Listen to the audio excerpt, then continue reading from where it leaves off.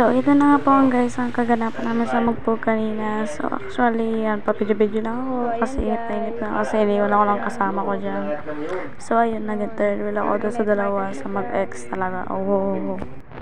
So, ito nga po yung picture ng Magpog. Yan. Ganyan po siya kaganda. Sobra. Para siya ganda sa Treos, guys. Ganyan siya. Manakita kami yan. So, what's up guys? Ito na nga po kami ng pinsan ko. Pa-chill lang kasi nagintay kami ng mga nanasundo ng tito ko, yung papa niya.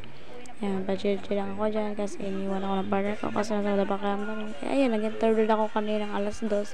Hanggang ngayon, lugi talaga ako guys. Lalo't pagpapaskat bagong taon, wala akong jowa. Grabe guys. Bigay niyo naman ako. Bahalin niyo naman ako. Supportan niyo ako guys sa FB page, YouTube, TikTok, Instagram. Sa lahat ng sokmed ko ngayon. Search niyo na lang Kathleen Hashash. So ito na nga. Ito na po yung kaganapan namin kanina sa Magpog. So ayun lang. Thank you. Bye. So ito na nga po yung picture ko kanina. Boring na ako niyan guys. Please subscribe my YouTube channel, Instagram, FB, TikTok. Mahalin niyo naman ako guys, magpapasko na single pa rin ako. Oh my god, please subscribe my YouTube channel, FB, Instagram, and lahat ng stockmed ko sa F.